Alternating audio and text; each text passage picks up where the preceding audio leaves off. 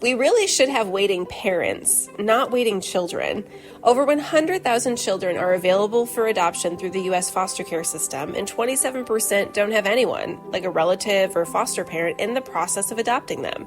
60% are between the ages of 5 and 17, and two-thirds are part of sibling groups of 2 to 8 children. Hey listener, my name is Marcy Bursack.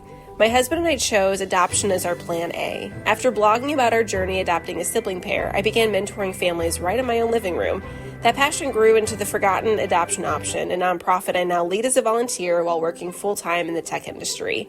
From my blog, 3 books, app, and classroom lesson to now a 45-minute course called Foster Care Adoption Simplified, which you can find at ForgottenAdoptionOption.com, I've created practical, heartfelt resources to help families navigate the foster care adoption process. As you listen to this episode, I encourage you to ask yourself, who in my circle needs to hear this? It's often people in what we call helper professions, people like therapists, nurses, doctors, police officers, firefighters, social workers, and teachers like my husband. These are the people who tend to step forward to adopt children from foster care. But this work isn't only about becoming an adoptive family, it's also about becoming an advocate and ally. Every waiting child deserves not just a forever family, but a community of people who champion their future. Whatever led you to this podcast, I am thrilled that you are here. My mission is simple, to help every waiting child be with their forever family. And that's exactly why I host this podcast. Welcome to the Forgotten Adoption Option podcast. In this episode, we'll be discussing evolving support for youth transitioning from the foster care system. Tom and I met through an introduction from Chip Hayner, who was an undergraduate student at the same time as me at Belmont University. Belmont is located in Nashville, Tennessee, and is very involved at the state level with Governor Bill Lee in transforming the outcomes for children and youth in foster care. You might remember Anthony Donovan, who was a former boss of mine when I was a resident assistant at Belmont. He's Belmont's Associate Dean of Students and Director of Residence Life. He came on and talked about tailoring to the needs of first-generation college students in season 3. So if you haven't heard that, feel free to go back and play that. So Chip and I reconnected as he began working in alumni relations at Belmont and immediately was like, you have to meet Tom. So, hey, Tom. Hey, thanks Tom for is having me. so, yeah, you're welcome. Tom is such an interesting person. So, okay, right now he's the Director of Strategy and Development for Belmont Innovation Labs. But he has over 2 decades of experience in business leadership and launching market innovations to social impact space. And at Belmont, he works with students, leaders, and organizations on new approaches to generating positive social impact. What I think is really intriguing is Tom did this whole corporate world thing and was like, I'm gonna go just work with this university and create a bunch of change. It's just a very interesting story. I'll get to hear more of his background. But the Innovation Lab recently released their impact and investment case, which is focused on evolving support for system change, capital innovation, and leadership transformation to support youth transitioning out of the foster care system, which is really important and so much needed. So we really wanted to share these insights with you, which is why we're having this episode. So Tom, perhaps the place to start is why on earth did you end up leaving corporate America, ending up at Belmont, and why do you care so much about children in the foster care system? Yeah, happy to answer that. Thanks again for having me, Marcy. It's been great to spend time with you and get a chance to meet you and hear more about your story and what you've done. Such a voice in this space. I came to Belmont to help build cross-sector solutions to hard problems. I've been in innovation for 25 years, as you mentioned, and I felt like innovation and the practice of innovation has a lot to apply in the social space for systemic issues that a lot of our most vulnerable fall into. I'm also an adopted dad to an 11-year-old, along with 2 biological kids. So walked closely with other adopted families during that journey. And that lived experience, obviously hits close to home on this particular work. We got engaged with the state of Tennessee, and I didn't know as much about transition age youth, teenagers who hit adulthood without what they need.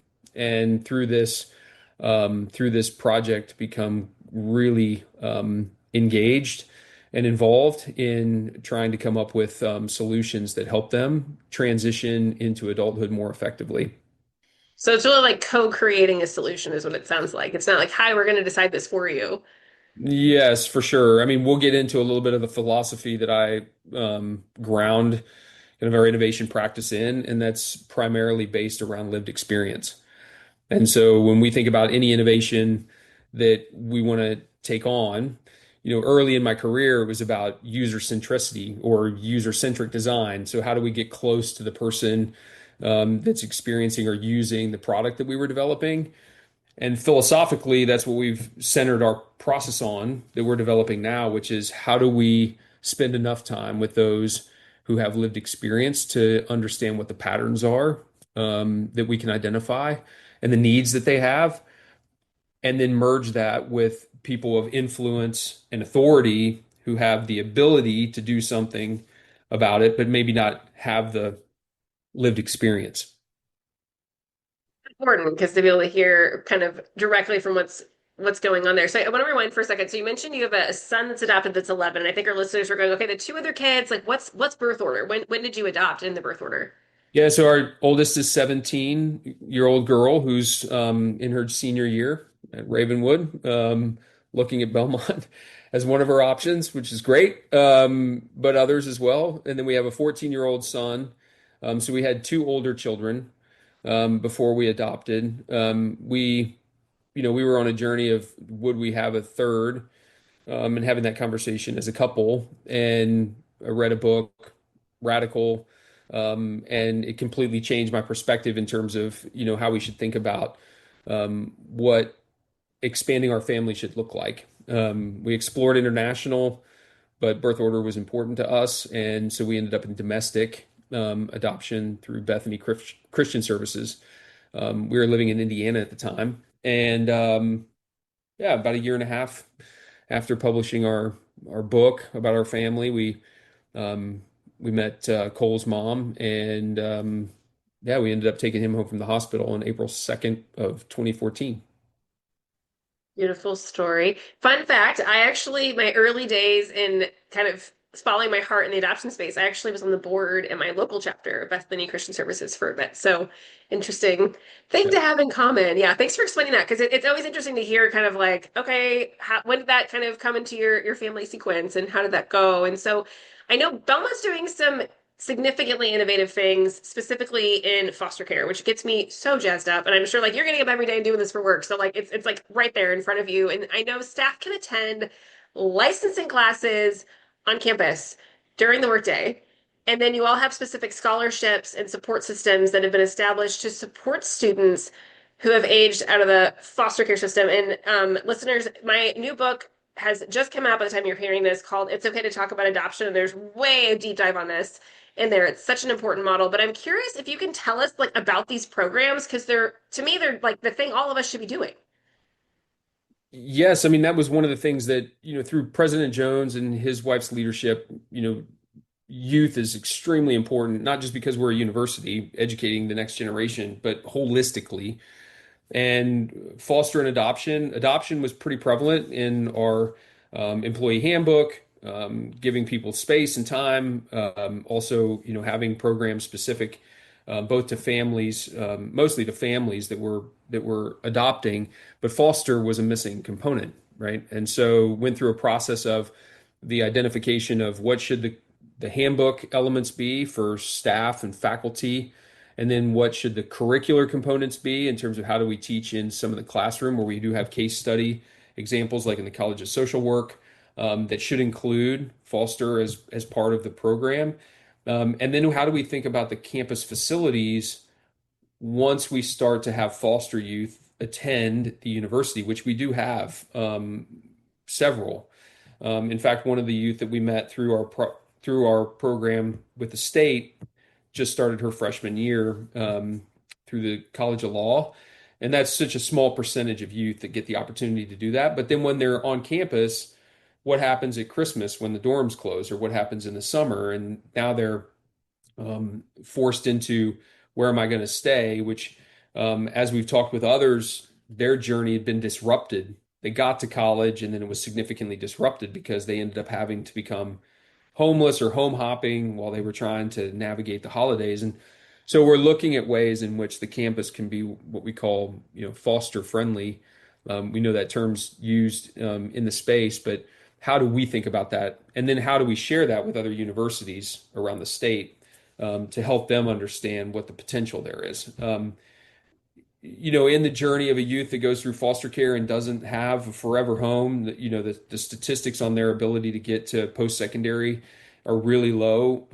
But if they get that opportunity and that does become a path for them, how can we be receptive in an environment where they can have the best chance to succeed? Huge need. And yet, like, it's just I get so proud of Belmont of like, okay, or all we're just like, oh well, someone should. It's like, no, let's go do this. And I'm very curious, Tom, like I don't know if you were there at this time, but why all of a sudden was there sort of this analysis saying, okay, we have adoption written into some of these things. Why isn't foster care? Like who had that question? Or how did that even Leadership. kind of come up? Yeah, leadership. I mean, President and First Lady Jones have had a heart for this for a long time before they were at Belmont.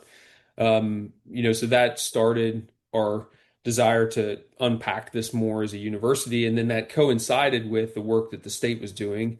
The state of Tennessee was doing on foster care, which led to both a curiosity from their standpoint of, well, how are you thinking about developing this, and how can we share it more broadly across the state, which is in process and still something that's working through and will be launched, I would guess, probably by the end of this year or the early part of 2026. And then that also led to the innovation labs getting an opportunity to focus specifically on transition age youth with the state and the work that we're doing now.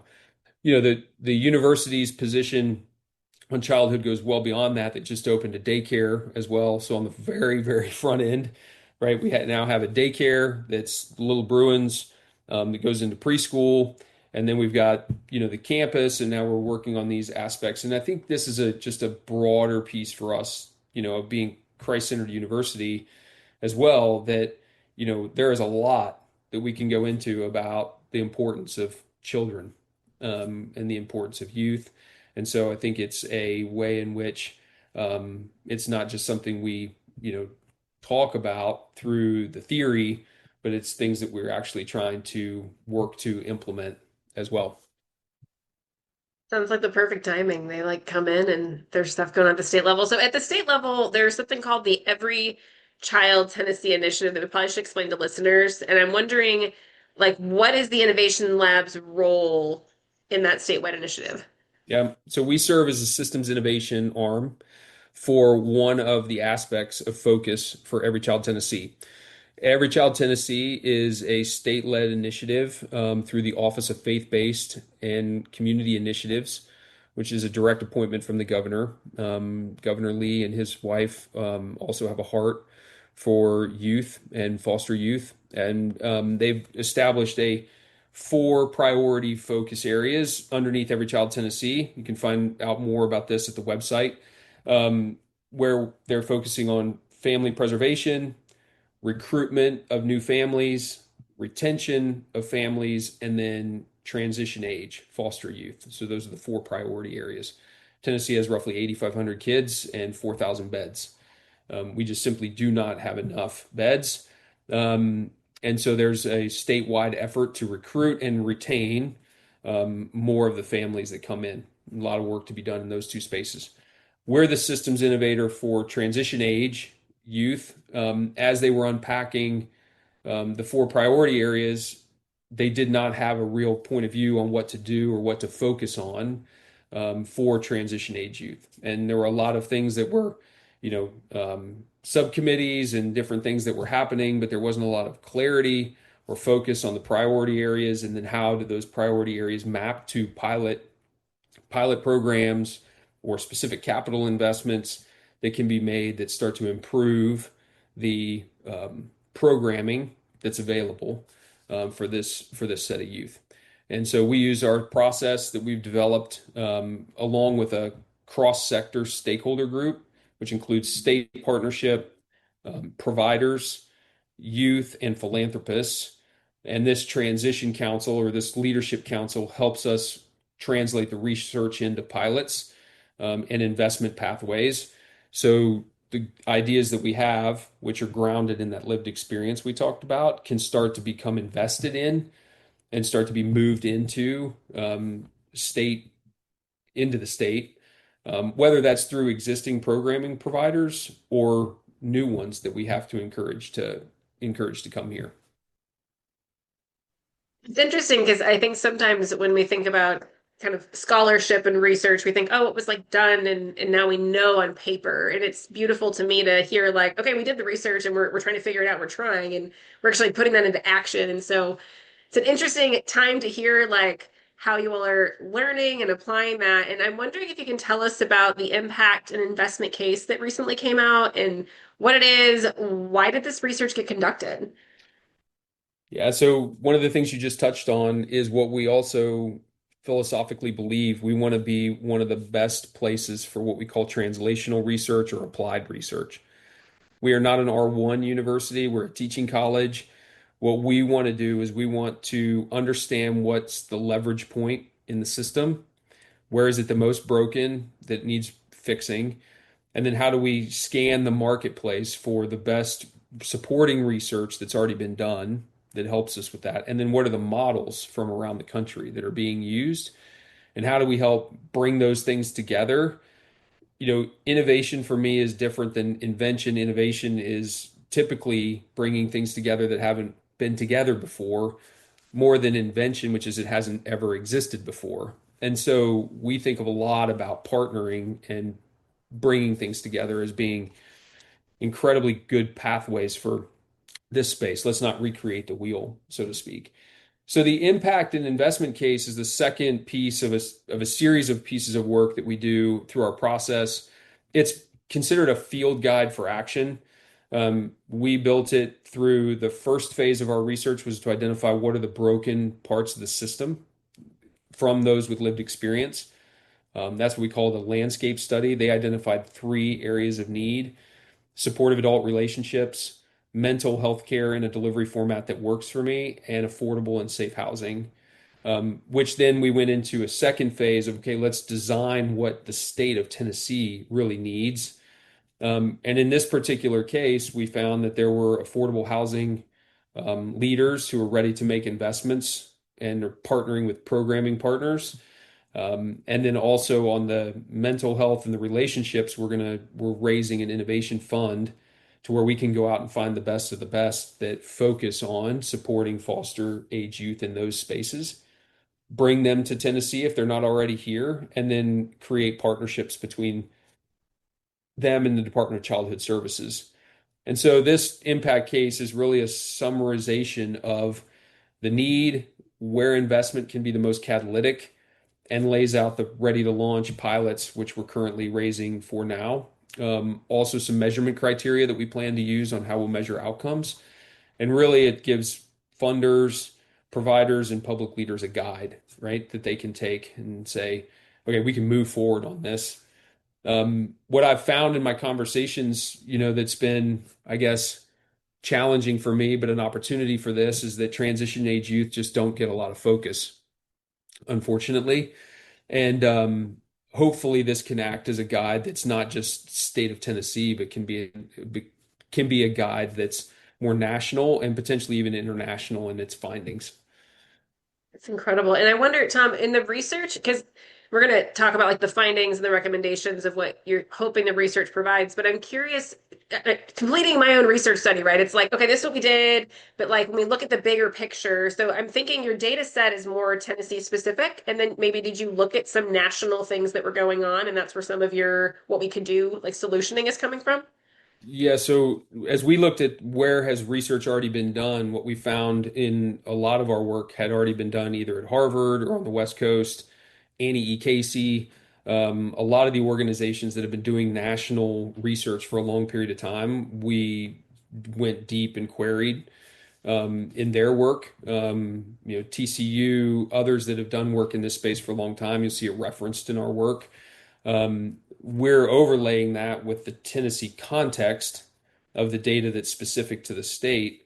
Um, but in the conversations we had with the youth, what we ended up finding is a lot of what they were saying has been down on paper for a period of time. And so now we're just trying to bring some consistent focus against it. and just not deviating from what we've heard to see if we can get some things, get some more significant programming and some more significant dollars in motion for them. Yeah, it's really the traction of like these aren't new findings. It's more just how are we addressing what's Yeah, been kind of a chronic issue. And so, can you share any of the recommendations that are being made as part of what the research found? Or sure. Yeah, I'd be happy to. I mean, I mentioned them just a few minutes ago. I mean, the gaps and kept coming up over and over. It was said in different ways, but this idea of a supportive adult relationship is by far and away one of the most significant indicators for a child being able to navigate to adulthood in some level of opportunity versus some level of continued struggle. That relationship, I don't define it with words like mentorship or things like that because it can be in a lot of cases more than that. Um, this is for youth that obviously did not find a forever home through their journey and need someone to walk with them for a whole series of life related things that come up, right? I have a 17-year-old daughter. I'm thinking about launching her into the world, and I'm like, okay, but she knows she has somebody that she can call. Where if it's like, I don't know what to do with a leaky sink, or I don't know how to file for an application for an apartment, or I don't know how to cook a particular meal, or like, where do I go for this? Oh, I didn't know car insurance was a thing. You actually have to have car insurance, like these things that trip, and they're so varied that it's hard to then go to a specific set of next recommendations on what these youth need because it's as unique as they are in terms of what they're interfacing with. So that was number one, far and away. We need more programs which are finding safe ways for adults to connect with youth, and then it was access to effective mental health care. There's a lot of opportunity in that space. It's also in the delivery format that works for them. And I think there's a lot of innovation potential here, right? Just because, they need therapeutic help navigating the trauma that they've been through. And so, but expecting them to go to an office and be on time at an appointment across this particular period of time because this is the person that'll take reimbursable insurance is a challenge. And so I think there's a lot of opportunity there with a lot of different models that are starting to emerge. And then more safe and affordable housing. I mean, this is a chronic issue in the United States across a lot of different vulnerable populations, but foster youth in particular face this one acutely. How do we make sure that they have a place to stay as they transition out? So, we map what we call pathways to impact across, some quick wins.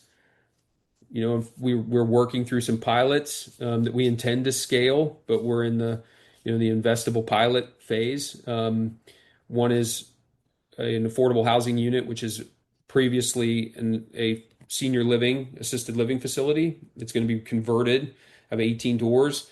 Key thing here is it's a partnership with provider who's going to provide the resident care at the residential house for relationships and mental health care and workforce development. So that'll be integrated into the property versus being external to the property, is that in Nashville, Tom? Is that like which we a think is the facility? innovation. That's actually the first one's going to be in Knoxville, but the Nice. developer has property identified in Metro Nashville, Memphis, and Chattanooga.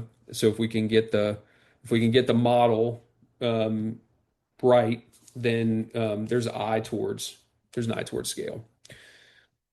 That is so cool. I get Yeah. so excited about like seeing things repurposed, but also like meeting a need with like this is so practical and very, very doable. And so your team specifically, you're trying out these pilots, you're trying to get funding and that kind of thing, but what would you say are your team's next steps related to supporting youth transitioning from the foster care system? Like how do you all decide what you're gonna do in the next month, 3 months, 6 months?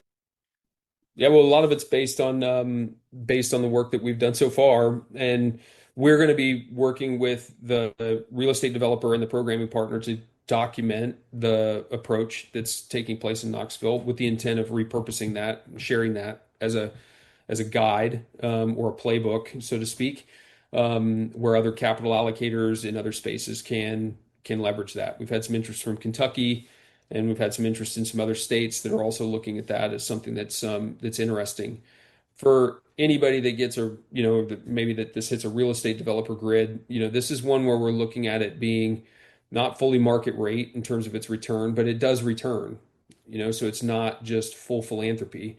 And that's been a part of the developer's desire from the beginning. And so it's a blended capital model. And so we want to document that and be able to share that in terms of what made that a success. And then we're also running Innovation Fund, which is a fund we're raising to then attract and draw organizations to the state that serve these other needs. And that'll be kind of a reverse pitch competition. We want to use the convening power of Belmont to be able to have an event where we'll do an open application. We'll have a community-based stakeholder group review the applicants, and we'll make somewhere between $50,000 to $150,000 grants to organizations that fit the needs that we have in the state. They go to work over the course of the year. We walk with them as they're doing that work, and then based on successful completion or stand up of their process and approach, then we'll connect them directly with second round funders or with the state from a DCS perspective. The idea there is how do we help de-risk the marketplace for our leaders in DCS who don't have the time, or the process in place to scan the market for all the providers or organizations that could be providing solutions, and get some help for them to help navigate these specific needs that we've heard from the youth. Okay, so my strategy mind has a couple questions for you. One is, of the cities that you mentioned, how did you all prioritize which one to start in? Like, why Knoxville? Is there a higher concentration of population need, or how did you decide that? No, actually, it was the most flexible city. So the city's Oh, putting in $1 million to help, and also had the most flexible voucher vouchering from the HUD. So this is based on a voucher yeah. that youth can use to offset the cost of housing. I could go into a long thing about vouchering. I won't here, but normally vouchers are place-based with the youth, and they travel with the youth. And so Uh-huh. a landlord has to decide to use them, but as the youth travels, then the voucher travels. The innovation here was the vouchers have been turned into place-based vouchers, so they stay with the property. Oh, Well, youth can use those for 3 years. They need to stay there for 3 years, and that helps subsidize the property. So there was some real innovation that the leader of this affordable housing organization, which is the capital allocator for the funding for the property, has been working in DC and in Knoxville to make this become a reality. That will help us then have conversations in other cities about yeah. the ability to do it. The need is pretty, I mean, it's pretty highly concentrated, as you would think, to the urban population centers, but it's not specific to Knoxville. Okay, that makes a lot of sense. And then just so our listeners are following, so I think I made an assumption earlier, sorry, listeners, in our call, because when we're talking about youth, I know that there's like an extended foster care model, and every state's a little bit different. I'm like, does your foster care programming supports end at 18, 21, 23? Can you kind of give like when we're talking about youth right now, what age range are you talking about? Yeah, the youth, when we say youth aging out of care, that's the traditional care. So when they turn 18, when they reach their 18th birthday and become adults. The state of Tennessee now applies an extension of foster care where you can apply for an extension of foster care benefits up to 23. And there are some certain parameters that you have to meet in order to remain eligible. And that's the window for the extension of foster care. So when we say transition age youth, we what we're referring to is youth that are approaching their 18th birthday. Now, whether they decide to stay on extension or they decide to separate from the program completely, um, we haven't looked into anything specific between those two decision points. This is more just about what do they need as they become recognized as adults. An important point I want to just make sure listeners are following, because this is where the graphic novel that comes out for the 26-27 school year is about a character, a female character, who it's her senior year of high school when she turns 18. And that's usually how this happens. You're either a junior or senior, you're not Mhm. done with school at all, and like poof, your supports are all gone. So it's a really important, I can't like stress enough what Belmont's doing here to help meet a need. And I'm curious, the other strategy question, Tom, that I'm wondering is you talked about this like reverse pitch. Do you all do anything else on campus? Because I'm thinking like I know a lot of like incubators in the St. Louis market that like you come and pitch and they give you a grant. That's like what the entire organization does is they help businesses get launched. I know you all Mm. do a lot for entrepreneurship, but do you actually host other things like this that you're awarding grants? This is going to be one of the first ones where we're awarding grants of this size. We have hackathons with our data science and AI collaborative. We also have entrepreneurship events. Um, but this will be the first one where we're trying to incite public-private partnership. It's not an easy one to get out right now. And using Belmont's convening ability to bring together organizations that have the potential to solve our need with those who have the capital and or the authority to make decisions to put those organizations to work. And we feel like it's a model we've lifted from a partner of ours up in Louisville, Kentucky. And he's done this several times in the Louisville area in partnership with the University of Louisville. And so it's another one of these lift in place models that we found that's providing early stage seed funding to innovation in these social spaces. And this is just not a space that gets the attention of the VC community, because typically what we're talking about here might be more like venture philanthropy Mhm. than venture capital, because these are grants to begin with that may have follow-on rounds if they're for profit that could be capital, or they could be continued rounds of philanthropic funding. So again, that's also very innovative as I've tried to explain that to potential investors. The idea of using venture capital skill sets to think about the way we do philanthropy is pretty new to a lot of folks. And yet highly sustainable because then you're not just relying on that philanthropy year after year. So Yeah, very commendable, Tom. Very yeah. excited. So how can listeners help in your work? So I think I mean, there's lanes for a lot of people. Capital allocators or people that are thinking about philanthropic funding or foundation or leading foundations can help co-fund the challenge. They can reach out, have some conversation there. It's in the impact case. Innovators that are online or people that know of innovators specifically in these areas that we mentioned can also point them towards there's an email address in the impact case, which will lead you to the ability to register for an announcement on the opening of the fund. If you're interested in scaling your solution to the state of Tennessee, that would be something that we'd be very interested in. And then I think, individuals that have a heart for the space that aren't already in the space, I think finding ways to get engaged with these youth. CASA is a great organization. We spend a lot of time with them. Your local, house of worship or your local church probably have ways in which you can get involved in support for families who are fostering or families who are adopting through wraparound programs. Um, any of those ways would be great ways to connect and engage. This Great. population desperately needs more people available to walk with them. I mean, that's one of the things we've seen. And so pretty much everybody can find ways to do that. Yeah, and some of it's just finding that connection point. I know, listeners, if you're like, I just don't know what to do. Tom mentioned an organization, CASA, that stands for Court Appointed Special Advocate.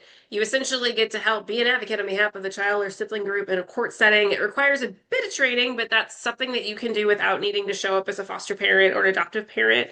And even as Tom's mentioning, some of these wraparound services. I know a lot of places have like foster closets and foster pantries, like food, things like that. And they always need volunteers. And sometimes that means like you're going to pick up the donation of food from somewhere or clothing from somewhere, you're sorting it.